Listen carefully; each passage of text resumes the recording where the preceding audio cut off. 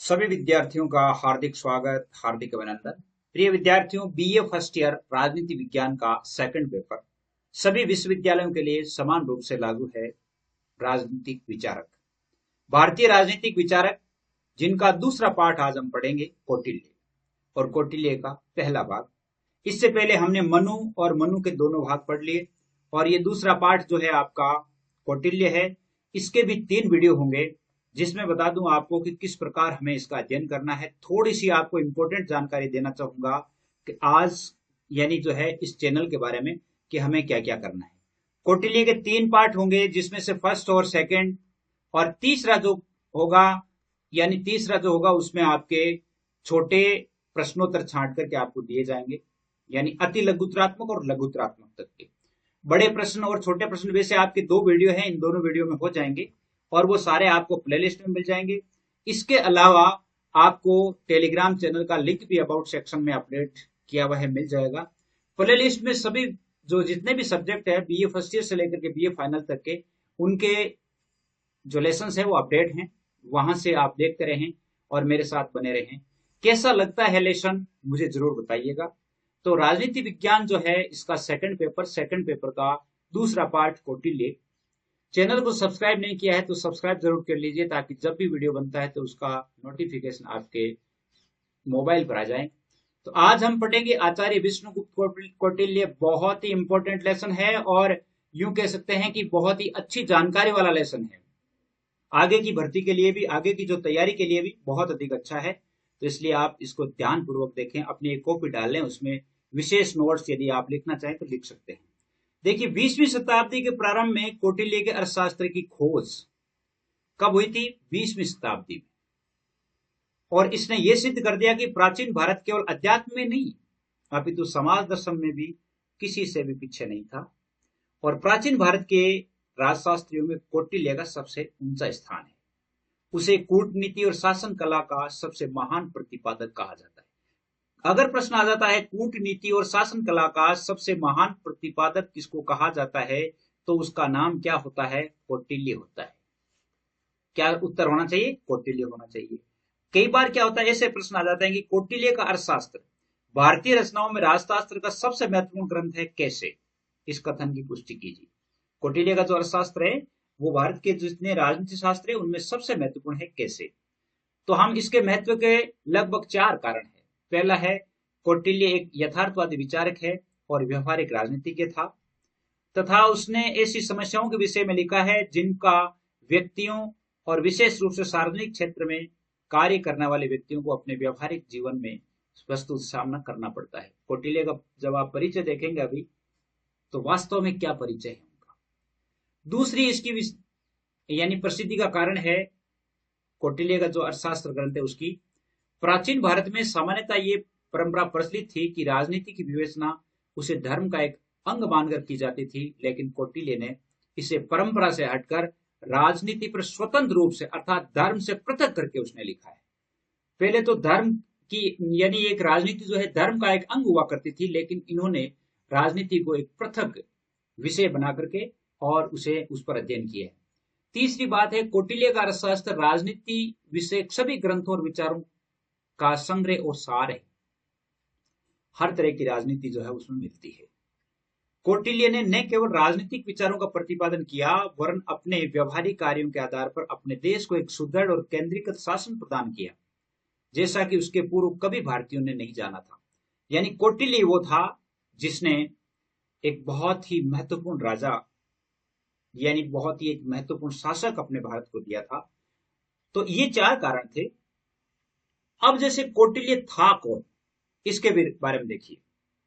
भारत के महानतम कूटनीतिज्ञ कौटिल्य के जीवन के संबंध में प्रामाणिक सामग्री तो नहीं मिलती, लेकिन उनके बहिर्मुखी व्यक्तित्व के समान ही उसके नाम भी अनेक रहे हैं।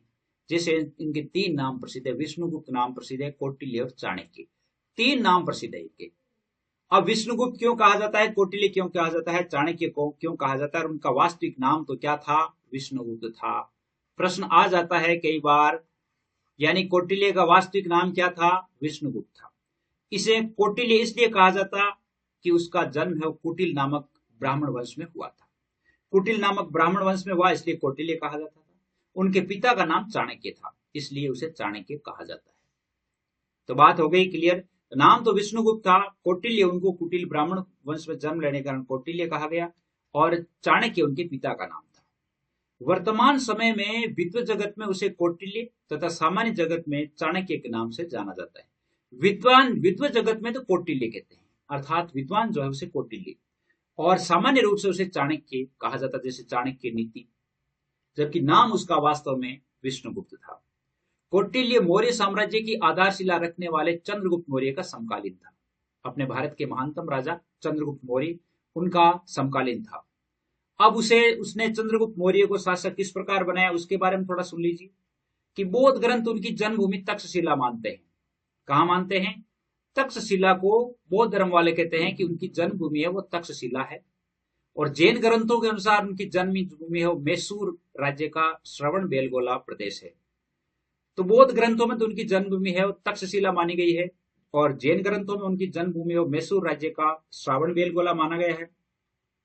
कुछ विद्वान इनका जन्म स्थान है वो नेपाल का तराई प्रदेश मानते हैं। तो तीन तरह से, एक तो तक्षशिला में, मैसूर का श्रावण बेलगोला और नेपाल। और इनकी शिक्षा दीक्षा है वो नालंदा विश्वविद्यालय में हुई थी। नालंदा विश्वविद्यालय में ये पढ़े थे। कौटिल्य के समय उत्तरी राज्यों का केंद्र मगध राज्य था, जिस पर नंद वंश का शासन था। मगध था, और यानी जो हमारे यहाँ पर 16 महाजनपद थे, उनमें से मगध भी एक महाजनपद था, जिसमें नंद वंश का शासन था। और इसका अंतिम जो शासक था उसका नाम था महापद्मनंद। क्या था? इसका अंतिम शासक महापद्मनंद था, और इसके 2 मंत्री थे। कितने थे? 2 मंत्री थे, जिनमें से एक का नाम था सक्तार और एक का नाम था राक्षस, यानी वरुरुचि। किसके? महापद्मनंद के 2 मंत्री थे, एक तो सक्तार था और एक वरुरुचि था। अब क्या हुआ? एक कथा इस प्रकार की है कि मगध के प्रधानमंत्री अपने मंत्री सक्तार से नाराज थे। राजा ने एक दिन कुछ ब्राह्मण निमंत्रित करने का कार्य सक्तार को सौंप दिया। सक्तार से कहा कि ब्राह्मणों को निमंत्रित करना है। अब राजा और मंत्री दोनों के बीच में 36 का आंकड़ा था।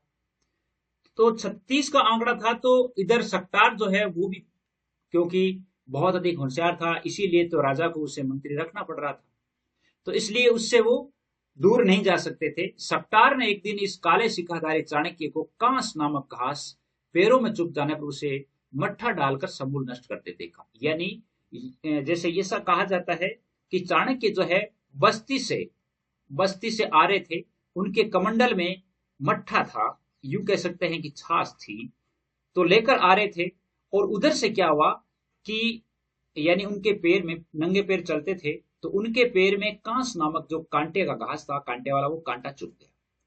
तो उन्होंने तुरंत यानी अपनी विद्या का, अपनी शक्ति का प्रयोग करते हुए उन्होंने वो छाछ उस पर छिड़की, और छिड़कते ही वो छाछ अर्थात छाछ छिड़कते ही वो पूरा का पूरा घास नष्ट हो गया।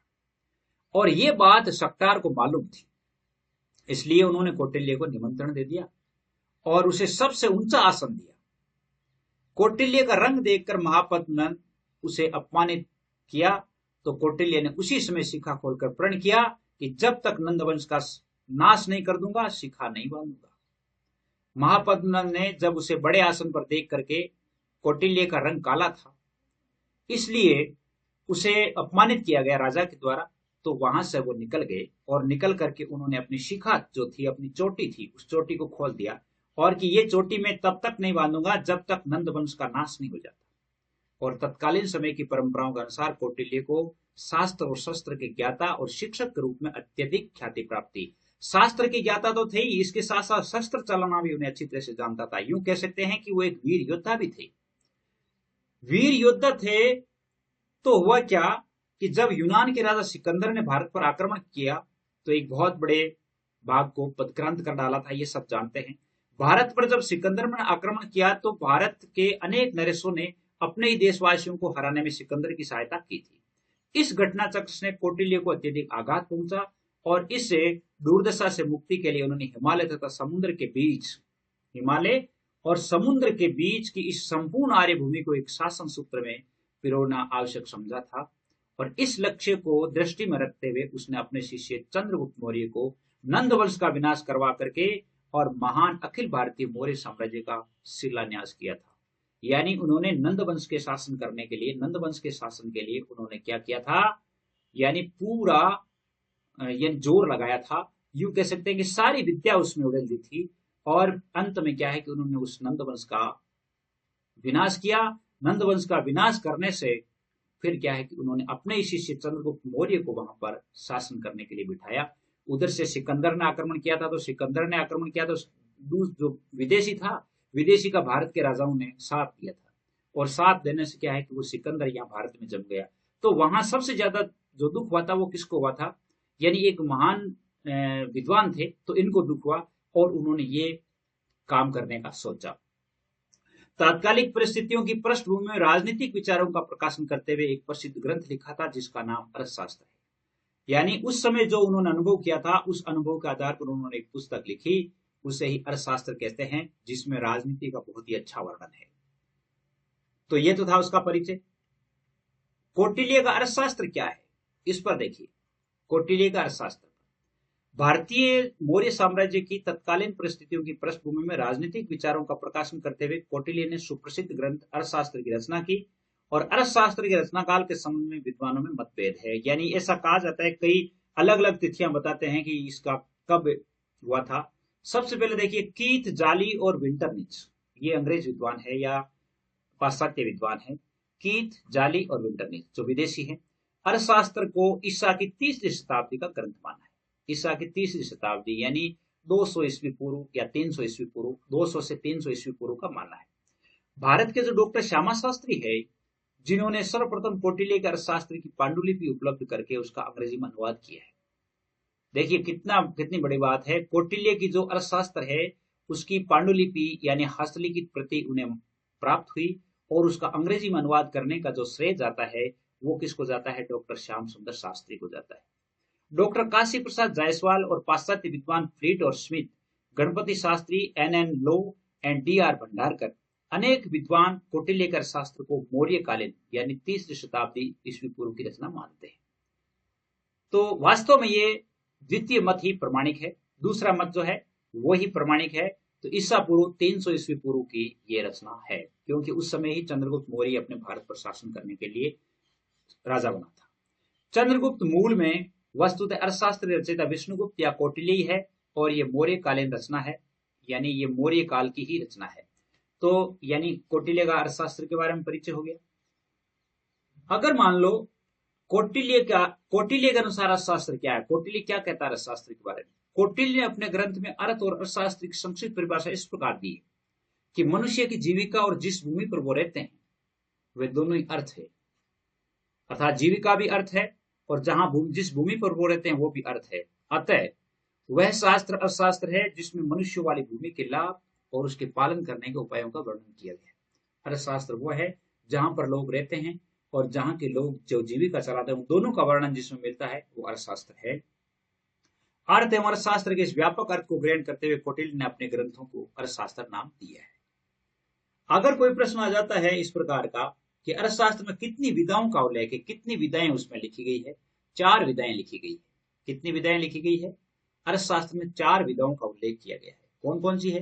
प्रथम है आन्वीक्षिकी, जिसको दर्शन और तर्कशास्त्र के अंतर्गत रखा गया है। दूसरी है त्रयी, जिसमें धर्म, अधर्म और वेदों का ज्ञान, ये दूसरी त्रयी है। तीसरी है वार्ता, जिसमें कृषि व्यापार का वर्णन होता है। चौथी होती है दंड नीति, जिसमें शासन कला और राजनीति शास्त्र का वर्णन होता है। ये 4 विधाएं जो है कौटिल्य के अर्थशास्त्र में मिलती है। और अर्थशास्त्र का प्रतिपाद्य जो मुख्य विषय है वो दंड नीति है। अगर मान लो प्रश्न पूछा जाए कि कौटिल्य के अर्थशास्त्र का प्रमुख विषय क्या है, दंड नीति है या राजनीति है। 7वां प्रश्न आ जाता है कि अर्थशास्त्र में कितने अधिकरण हैं। अर्थशास्त्र में 15 अधिकरण हैं। कितने हैं? 15 अधिकरण, जिनमें जो प्रथम अधिकरण है उसमें विनयाधिकरण है, जिसमें राजा के जीवन का और व्यवहार का सामान्य वर्णन, कि राजा कैसा होना चाहिए, राजा का जीवनचर्या क्या होना चाहिए। दूसरा है अन्यक्ष है, जो राज्य के विभिन्न प्रशासकीय अध्यक्ष और विभागों का, यानी जैसे राज्य के जो मंत्री है, प्रशासकीय अध्यक्ष है, राजा का साथ देने वाले जो मंत्रिमंडल है, उनका वर्णन है। तीसरा धर्मस्थी है, धर्मस्थी तीसरा जो भाग है, उसमें अर्थशास्त्र के अनुसार मुकदमों की सुनवाई आदि निर्णय का वर्णन किया गया है। धर्मस्थी में यानी जो न्याय करने के संबंध में बातें दी गई है। चौथा है कंटक शोधन, जिसमें समाज के मार्ग में बाधा उत्पन्न करने वाले लोगों को दंड देने का विचार है। कंटक शोधनम यानी जो समाज के मार्ग में बाधा बनते हैं, राजनीति के मार्ग में बाधा बनते हैं, शासन चलाने में बाधा बनते हैं, उनका निवारण किस प्रकार किया जाए, उनके लिए दंड की क्या व्यवस्था हो, वो चौथे अध्याय में है, जिसका नाम है कंटक शोधन। और अर्थशास्त्र का जो 5वां अध्याय है वो है योगव्रत है, जिसमें जिसमें राज्य के कर्मचारी जो है उनका कर्तव्य लिखा हुआ है। और राज्य के जो कर्मचारी जो है या राज के शासन में निवास करने वाले जितने भी लोग हैं जो राजभक्त नहीं है, अर्थात राज्य में शासन में विश्वास नहीं करते हैं, उनके लिए दंड देने का नियम भी है। 6वां है मंडल योनि, और इसमें राष्ट्रों को, शत्रु राष्ट्रों को वश में करने के उपाय दिए गए। मंडल योनि जो है 6वां अध्याय है। और मंडल योनि में कि दूसरा, जैसे एक राजा है वो दूसरे राज्य को किस प्रकार वश में कर सकता है, इसका वर्णन किया गया है।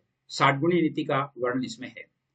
सातवें में 60 गुणी नीति है। 8वें में व्यसनाधिकारक है, जिसमें राज्य की अगर कोई विपत्ति आ जाती है और उस विपत्ति को दूर करने के क्या उपाय है।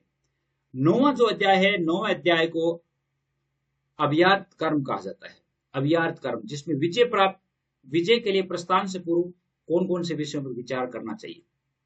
अगर कोई एक राजा दूसरे राज्य पर विजय करना चाहता है, उस दूसरे राज्य को जीतना चाहता है, तो उसे कौन कौन से विषयों पर पहले विचार करना चाहिए।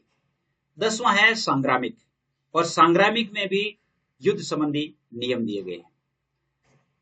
11वां जो है संघव्रत है, जिसमें संघ राज्यों में फूट डालने की विधि है। 11वां संघव्रत है, यानी जैसे पड़ोसी राज्य हैं, अगर मान लो पड़ोसी राज्य जो है वो बहुत ही बलवान है और वो किसी भी तरह से धन में, अर्थ में, सेना में किसी तरह से काबू में नहीं आता है, तो उसके लिए फूट डालने की विधियां जो है संघव्रत क्षेत्र में है, और वो 11वां अध्याय है। 12वां अध्याय है जो इसको अबलियस कहा जाता है, और निर्बल राजाओं द्वारा प्रबल राजाओं के प्रतिकार के उपाय बताए गए। निर्बल राजा है, राजा निर्बल है और अगला राजा प्रबल है, तो उसका प्रतिकार, उसका किस प्रकार किया जा सकता है, वो है। 13वां जो अध्याय है वो दुर्ग लंबोपाय है। दुर्ग लंबोपाय, जिसमें शत्रु जो है दुर्ग पर आक्रमण करता है, तो उस आक्रमण के समय क्या उपाय किए जाने चाहिए। 14वां जो अध्याय है औपनिषदिक है, जिसमें शत्रु पर विष, जादू टोना, ये प्रयोग विधियां बताई गई है। इस प्रकार 15वां जो अधिकरण है उसमें अर्थशास्त्र की सामान्य परिभाषा दी गई है। ये 15 अध्याय है और 15 अध्यायों का वर्णन है। 8वां अगर प्रश्न पूछा जाए कि कौटिल्य द्वारा प्रतिपादित राज्य के सप्तांग सिद्धांत अथवा 7 प्रकृतियां क्या है।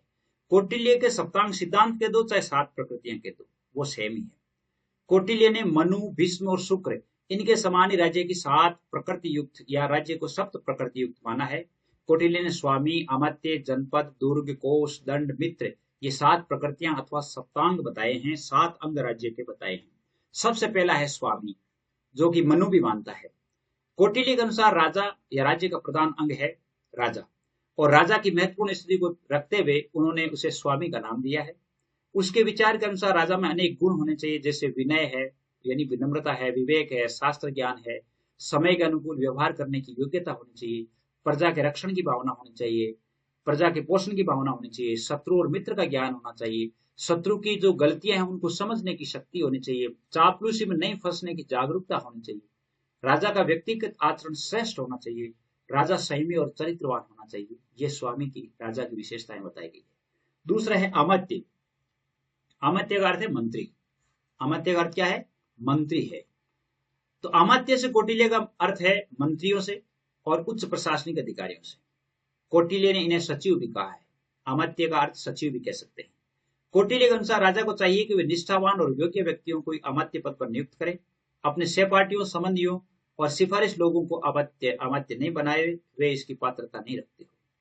अगर जैसे सहपाठी है, कोई सगा संबंधी है, अगर किसी की सिफारिश की जाती है और वो पात्र नहीं है, अगर पात्र है तो कोई बात नहीं, पात्र नहीं है तो उनको ऐसा नहीं हो कि ये तो अपना संबंधी है इसलिए इसको अमात्य बना दिया जाए। तो उन्होंने यानी कौटिल्य ने मना किया है कि चाहे कितना ही योग्य नहीं होने पर, चाहे कितने ही घनिष्ठ हो, उसे हम नहीं बना सकते। तीसरा है जनपद। जनपद का अर्थ है जनयुक्त भूमि, और वर्तमान काल में जिसे हम जनता और भूमि कहते हैं। कौटिल्य ने उन दोनों को एक ही पद में सम्मिलित करते हुए उन्हें जनपद का नाम दिया है।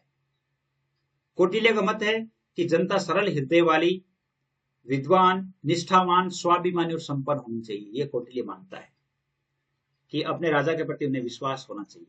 वह ऐसी होनी चाहिए कि राजा द्वारा लगाए गए करों को चुकाने की क्षमता रखती हो, स्वेच्छा से अदा करती रहे, जनता में शासक की आज्ञाओं का स्वाभाविक रूप से पालन करने की प्रवृत्ति आदत होनी चाहिए। ऐसा नहीं कि राजा जो है दंड देकर के उनसे आज्ञाओं का पालन करवाए, ऐसी नहीं होनी चाहिए।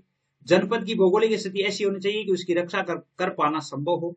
उसमें नदी, तालाब, वन, खाने, जलीय व स्थलीय मार्ग, उपजाऊ मिट्टी, हर प्रकार के पशु पक्षी, दुर्ग, पर्वत ऐसे होने चाहिए। चौथा जो है सप्तांग सिद्धांत में है दुर्ग। कौटिल्य के अनुसार दुर्ग जो है राज्य का बहुत ही महत्वपूर्ण अंग होता है। किला, जितनी जनता और भूमि अथवा राजा, जनता और भूमि और राजा होते हैं, उसी प्रकार दुर्ग भी बहुत महत्वपूर्ण है। दुर्ग राज्य की रक्षात्मक शक्ति और आक्रामक शक्ति दोनों का प्रतीक है। दुर्ग मजबूत होना चाहिए, जिनमें सेना के लिए अच्छी मोर्चेबंदी होनी चाहिए। पानी, भोज्य सामग्री और बारूद का भी उचित प्रबंध उसमें होना चाहिए। यानी शत्रु का मुकाबला करने के लिए हर संभव जो स्थितियां हैं, हर संभव सुविधाएं हैं, वो दुर्ग में होनी चाहिए। उन्होंने 4 प्रकार के दुर्ग बताए हैं। एक तो ओदक दुर्ग, जो चारों ओर पानी से घिरा हुआ, जिसको ओदक दुर्ग कहा है। एक पार्वत दुर्ग, जो पर्वतों के बीच में होता है। एक धानवन दुर्ग, जो बिल्कुल निर्जन मरु प्रदेश में बना हुआ है, रेगिस्तान में बना हुआ है। और एक वन दुर्ग, जो वनों के बीच में, झाड़ियों के बीच में बना हुआ है। 4 प्रकार के दुर्ग है, वो कौटिल्य ने बताए हैं। 5वां इसका अंग है कोस, और कोस को कौटिल्य बहुत अधिक महत्व देता है। संभवतः स्वामी के बाद सर्वाधिक कौटिल्य के अनुसार राज्य के पास भरा पूरा कोस और आय का स्थायी स्रोत होना चाहिए। सबसे बड़ी बात है राजा होना चाहिए। राजा, और राजा के बाद में सबसे महत्वपूर्ण है कोस। यदि खजाना पूरा होता है तो उसके सैनिक भी संतुष्ट रहते हैं, जनता संतुष्ट रहती है। और यदि मान लो प्रबल शत्रु होता है तो उसे भी, यानी साम दाम दंड भेद की नीति अपना करके, और उसे भी अपने वश में किया जा सकता है। तो राजा के पास कोष पूरा होना चाहिए, खजाना अच्छा होना चाहिए। इस संबंध में उसका विचार है कि राजा प्रजा से उपज का छठा भाग लेना। एक तो उन्होंने कहा कि कर के रूप में छठा भाग लेना, और कोष में बहुमूल्य धातुएं, मुद्राएं पर्याप्त मात्रा में रखे। कौटिल्य के अनुसार कोष धर्म पूर्वक एकत्रित किया हुआ होना चाहिए। वह मात्रा में इतना अधिक हो कि उसे विपत्ति काल में भी दीर्घ समय तक निर्वाह हो सके। यानी कोष जो है वो इतना होना चाहिए कि अगर मान लो अकाल पड़ जाता है तो भी अपने राज्य की जनता को जो है वो आराम से 1 साल, 2 साल, 3 साल तक उनका जीवन निर्वाह कर सकता है। दंड अथवा सेना, छठा जो अंग है वो है दंड अथवा सेना। राज्य की सुरक्षा के लिए सेना का विशेष महत्व है, और कौटिल्य का कहना है कि राजा के पास एक अच्छा सैन्य बल होना चाहिए। उसके मित्र तो मित्र बने ही रहते हैं, किंतु शत्रु तक भी मित्र बन जाते हैं। अगर अच्छा सैन्य बल होता है, राजा के पास अच्छी सेना होती है, तो शत्रु भी उसके मित्र बन जाते हैं। सैनिक अस्त्र शस्त्र के प्रयोग में भी भलीभांति प्रशिक्षित, वीर, स्वाभिमानी और राष्ट्र प्रेमी होने चाहिए। ऐसा नहीं हो कि सैनिक ही अपने राजा की बगावत कर दे। बगावत वाला नहीं होने चाहिए, देशभक्त होने चाहिए, स्वामी भक्त होने चाहिए। वह क्षत्रिय वर्ग को सेना में नियुक्ति के लिए सर्वाधिक उपयुक्त मानता है, किंतु उनका विचार है कि आवश्यकता पड़ने पर वैश्य और शूद्रों को भी सेना में नियुक्त किया जा सकता है। अगर आवश्यकता है तो अपने राज्य के निवासी कोई भी है, उसे सैनिक बनाया जा सकता है। सैनिकों को अच्छा वेतन और अन्य सुविधाएं प्रदान करते हुए उन्हें संतुष्ट और प्रसन्न रखा जाना चाहिए, तभी वो अपने स्वामी के लिए अच्छा काम कर पाएंगे। सप्तांग सिद्धांत का 7वां अंग है मित्र। कौटिल्य के अनुसार मित्र भी राज्य का एक आवश्यक अंग है, और उनके अनुसार मित्र आनुवंशिक होना चाहिए, न कि कृत्रिम। ऐसा होना चाहिए कि जब भी सहायता की आवश्यकता पड़े तो सहायता के लिए आए, और जिससे संबंध विच्छेद की संभावना ही नहीं हो। यानी ऐसा मित्र होना चाहिए जो हर परिस्थिति में तैयार रहता है। इस प्रकार के मित्र से मित्रता रखनी चाहिए। देखिए कितने अच्छे अच्छे प्रश्न हैं।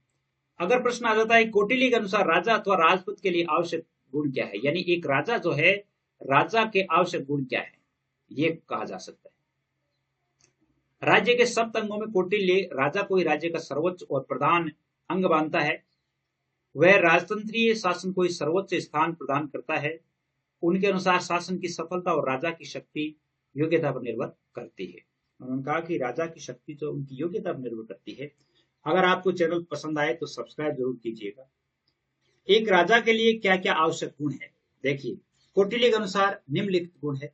ऊंचे कुल का होना चाहिए, उसमें देवी बुद्धि और शक्ति होनी चाहिए, वृद्ध जनों की बात सुनने वाला होना चाहिए, धार्मिक होना चाहिए, सच्चा भाषण करने वाला होना चाहिए, परस्पर विरोधी बातें नहीं करने वाला होना चाहिए, कृतज्ञ होना चाहिए। देखिए बहुत बड़ी बात है, कृतज्ञ होना चाहिए। अगर एक राजा के लिए किसी नगरवासी ने या नागरिक ने अच्छा काम किया है तो उसका एहसान मानने वाला होना चाहिए, एहसान फरामोश नहीं होना चाहिए। राजा एहसान मानने वाला हो, उसका लक्ष्य बहुत ऊंचा होना चाहिए, उसमें उत्साह अधिक होना चाहिए। सामंत राजाओं को अपने वश में करने में समर्थ होना चाहिए। उसकी वृद्ध परिषद छोटी हो और वह नियंत्रण का पालन करने वाला होना चाहिए। उसकी परिषद में इतने व्यक्तियों की जरूरत नहीं है, लेकिन उतने होने चाहिए जितने पर वो अधिकार कर सकता है। अगर प्रश्न आ जाए कौटिल्य के अनुसार राजा अथवा राजपद के लिए कर्तव्य क्या है? राजा के कर्तव्य, राजा का कर्तव्य, पहला कर्तव्य है वर्णाश्रम धर्म को बनाए रखना। राजा का एक प्रमुख कर्तव्य है कि वर्णाश्रम धर्म को बनाए रखना है। वर्ण के आश्रम जो है, यानी आश्रम जो 4 बताए गए हैं, यानी ब्रह्मचर्य, गृहस्थ, वानप्रस्थ और संन्यास, इनका पालन हो। वर्ण व्यवस्था का पालन हो। वर्ण व्यवस्था के पालन की वो भी बात करते हैं। दंड की व्यवस्था करने वाला हो, राजा के ये आवश्यक गुण है, कर्तव्य है। राजा का दूसरा महत्वपूर्ण काम है दंड की व्यवस्था करना, क्योंकि दंड जो है अपर्याप्त वस्तु को प्राप्त कराता है। अगर मान लो कोई चीज प्राप्त नहीं हो रही है, अगर मान लो कहीं पर अनुशासन कायम नहीं हो रहा है, तो दंड ही एक ऐसी विधि है जिसके माध्यम से अपने राज्य में अनुशासन कायम किया जा सकता है। रक्षित वस्तु को बढ़ाता है और बढ़ी हुई वस्तु का उपयोग करता है। स्वामी को इसका ध्यान रखना चाहिए कि दंड ने तो आवश्यकता और औचित्य से अधिक होना चाहिए और नहीं कम। यथोचित दंड देने वाला राजा ही पूज्य होता है। अगर जैसा अपराध किया वैसा ही उसे दंड दिया जाना चाहिए। जैसे मान लो एक व्यक्ति जो है उसने बिल्कुल तुच्छ सा यानी छोटी सी गलती की है, भूल की है और उसका मर्डर कर दिया जाता है, तो वो राजा पूज्य नहीं होता। आय व्यय संबंधी ये भी कर्तव्य है। राजा को आय और व्यय का पूरा हिसाब रखना चाहिए। उसके कार्य समाहर्ता द्वारा किया जाना चाहिए। ये कार्य जो है समाहर्ता जिसको कहा गया है, उन्होंने उनका जो मंत्री है उसके द्वारा किया जाना चाहिए। चौथा इसका कर्तव्य है नियुक्ति संबंधी। राजा अमात्य, सेनापति, प्रमुख कर्मचारियों की नियुक्ति करे, सभी कर्मचारी कार्यों का निरीक्षण करें और श्रेष्ठ कार्य करने वाले कर्मचारियों को पदोन्नति दें, उनका सम्मान करें, यह भी होना चाहिए। पांचवा है कर्तव्य लोकहित और सामाजिक कल्याण संबंधी। कौटिल्य ने राजा को लोकहित और सामाजिक कल्याण के कार्य भी सौंपे हैं। कौन कौन से? इनके अंतर्गत राज्य से राजा दान देगा, अनाथ, वृद्ध और असहाय लोगों का पालन पोषण करेगा, यानी लोक कल्याणकारी काम जो है वो भी राजा को उन्होंने बताए हैं। जैसे असहाय गर्भवती स्त्रियों की उचित व्यवस्था करेगा, उनके बच्चों का भरण पोषण करेगा। जो किसान खेती नहीं करके जमीन परती छोड़ देते हो, उनके पास से जमीन लेकर दूसरे किसानों को देगा। उसके अन्य कर्तव्य कृषि के लिए बांध बनाना है, जलमार्ग है, स्थल मार्ग है, बाजार है, जलाशय है। अकाल के समय जनता की सहायता करना है, उन्हें बीज देना है। आवश्यक होने पर उसे धनवानों पर अधिक कर लगाकर धन को गरीबों में बांट देना चाहिए। अगर मान लो ये राजा है, राजा को ऐसा लगे कि अपने राज्य में ऐसे लोग हैं जिनके पास बहुत धन है, तो उन लोगों से धन लेकर के और वो गरीबों में बांट सकते हैं, कल्याण के काम में ऐसा ले सकते हैं। ये कौटिल्य ने कहा है। छठी इनकी विशेषता है, यानी इनका कर्तव्य है युद्ध करना। वर्तमान में युद्ध करने को राजा के कर्तव्य में सम्मिलित करने पर भले ही आपत्ति की जाए, लेकिन कौटिल्य के अनुसार युद्ध करना राज्य का एक प्रमुख काम है। कौटिल्य का अर्थशास्त्र का केंद्र एक ऐसा विजिगीषु राजा है जिसका उद्देश्य निरंतर नई भूमि प्राप्त, विजिगीषु मतलब जीत की विचार रखने वाला, अपने क्षेत्र में वृद्धि करता है। और ये सभी काम है वो राज्य है लोकहित की भावना के आधार पर करें। 6 कार्य जो है उन्होंने बताए हैं। अगर मान लो इस प्रकार का प्रश्न आ जाए कि कौटिल्य ने राजा को 7 अंगों में सर्वोच्च स्थिति प्रदान की है, फिर भी कौटिल्य का राजा निरंकुश नहीं है, कैसे? भाई 7 अंगों में सबसे बड़ा किसको बताया है? राजा को बताया है। फिर भी राजा को जो है उन्होंने निरंकुश नहीं माना है, अर्थात उस पर अंकुश किए। तो इस कथन की पुष्टि करनी है।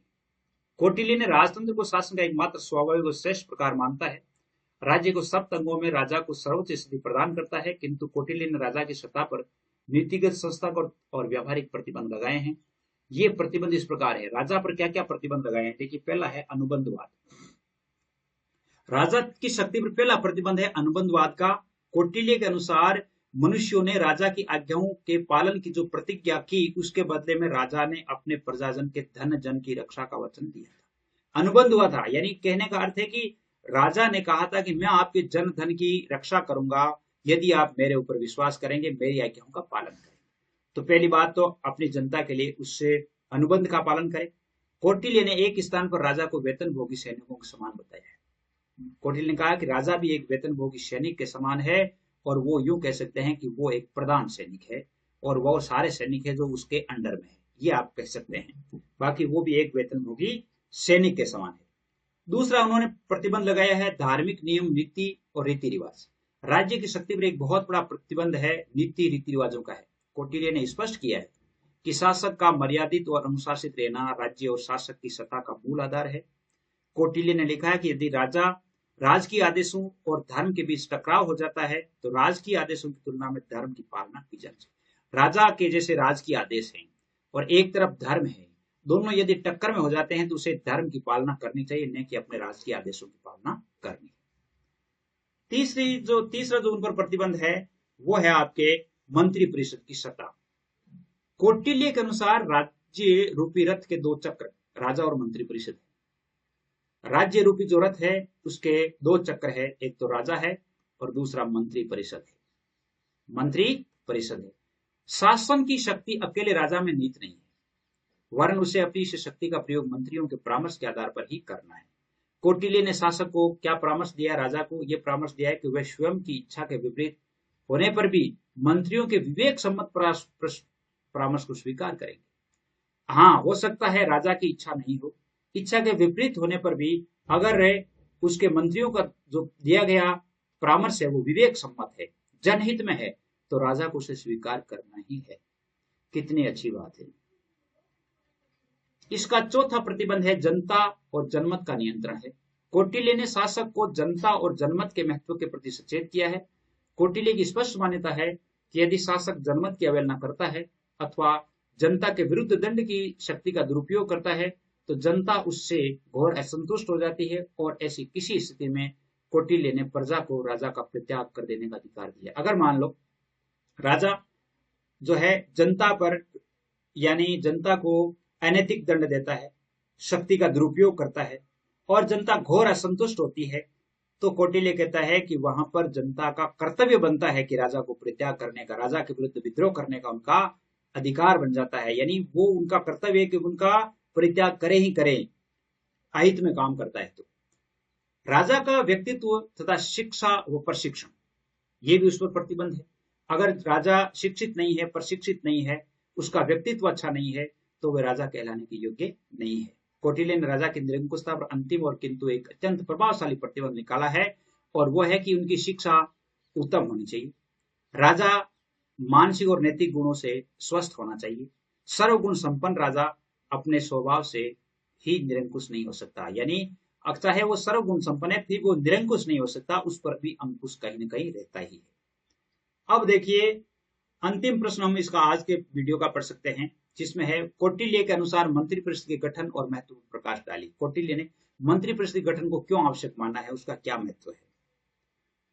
मंत्री परिषद का महत्व उसका विचार है कि कौटिल्य का कथन है कि मंत्रियों के साथ मंत्रणा किए बिना राजा का काम नहीं चलता है और मंत्रणा के संबंध में कौटिल्य ने मंत्रणा को गुप्त रखना बहुत अधिक आवश्यक बताया है। कौटिल्य के अनुसार राज्य रूपी रथ के दो चक्र राजा और मंत्री परिषद है। शासन की शक्ति अकेले राजा में निहित नहीं है, अकेले राजा में नहीं है, वरन उसे अपनी शक्ति का प्रयोग मंत्रियों के परामर्श पर करना है। और कौटिल्य ने शासक को कई जगह पर मर्यादित भी किया है, परामर्श दिया है कि वह स्वयं की इच्छा के विपरीत होने पर भी अगर विवेक सम्मत कोई परामर्श है अपने मंत्रियों का तो उसे स्वीकार करना है। मंत्री परिषद का गठन, मंत्री परिषद के गठन में उन्होंने जो कौटिल्य ने सबसे ज्यादा जो बल दिया है वो मंत्रियों की योग्यताओं पर दिया है कि मंत्रियों की जो है योग्यता क्या होनी चाहिए। योग्यता क्या होनी चाहिए, देखिए पहली बात है बौद्धिक चातुर्य, उचित निर्णय, कर्तव्य की उच्च भावना, लोकप्रियता जैसी सभी प्रकार की क्षमताएं जो हो और योग्यताओं से युक्त निष्कलंक व्यक्तियों को ही मंत्री परिषद में स्थान दिया जाना चाहिए। कहने का अर्थ है कि व्यक्ति चरित्र से अच्छा हो, कर्तव्य की भावना रखने वाला हो, निर्णय की भावना करने वाला हो, उचित निर्णय लेने वाला हो। किसी व्यक्ति को सहसा ही मंत्री परिषद का सदस्य नियुक्त नहीं किया जाना चाहिए। अपनी मंत्री परिषद में नियुक्त करने से पहले उस नागरिक के बारे में, उस व्यक्ति के बारे में पूरी जानकारी आवश्यक है, उसके व्यवहार के बारे में पूरी जानकारी आवश्यक है। तीसरा है मंत्री परिषद के सदस्यों की संख्या समय, परिस्थिति और आवश्यकता के अनुसार होनी चाहिए। परिषद में जो सदस्य हैं उनकी संख्या अलग अलग हो सकती है। सामान्य रूप से उसने मंत्रियों की संख्या 3 या 4 बताई है, उनके साथ ही मंत्रणा की जानी चाहिए। मंत्रियों को पद के अनुसार इतना वेतन अवश्य दिया जाना चाहिए कि उनका परिवार विधिवत भरण पोषण कर सके और उन्हें अन्य साधन अपनाने की जरूरत नहीं पड़े। मंत्रियों को यदि मान लो वेतन अच्छा दिया जाएगा तो वे अच्छी तरह से राज्य में काम करेंगे। अगर उनके परिवार का भरण पोषण नहीं होगा तो वो शासन का काम नहीं कर सकते। अब मंत्रिपरिषद का महत्व क्या देखिए। मंत्रिपरिषद राजा की निरंकुशता पर अंकुश लगाती है। मंत्रिपरिषद एक दुराचारी, भोगविलास में लिप्त या अयोग्य या अति धार्मिकता के कारण राज्य के हितों की चिंता नहीं करने वाले राजा पर नियंत्रण स्थापित करती है। यदि राजा ऐसे कार्यों में लग जाए जो प्रजा के लिए अहितकर हो, तो मंत्रियों का यह अधिकार है कि वे उसके विरुद्ध उठ खड़े होने चाहिए। यह मंत्रिपरिषद का महत्व है। मैं समझता हूं कि आज हम इतना ही पढ़ेंगे और आज के लिए बस इतना ही। अगला वीडियो है वो शीघ्र ही जारी होगा। आज के लिए बस इतना ही। चैनल को सब्सक्राइब नहीं किया तो सब्सक्राइब कर ले। जब भी वीडियो बनेगा तो आपके पास नोटिफिकेशन आ जाएगा। जय हिंद, जय भारत। धन्यवाद आप सभी को। एक बार पुनः आपसे आग्रह करूंगा कि आप चैनल को सब्सक्राइब जरूर करें, अपने दोस्तों को भी शेयर करें, ताकि जब ये वीडियोस अच्छी तरह से वायरल होंगे तो नए नए वीडियोस है वो बनाने में संबल मिलेगा, हौसला मिलेगा। जय हिंद।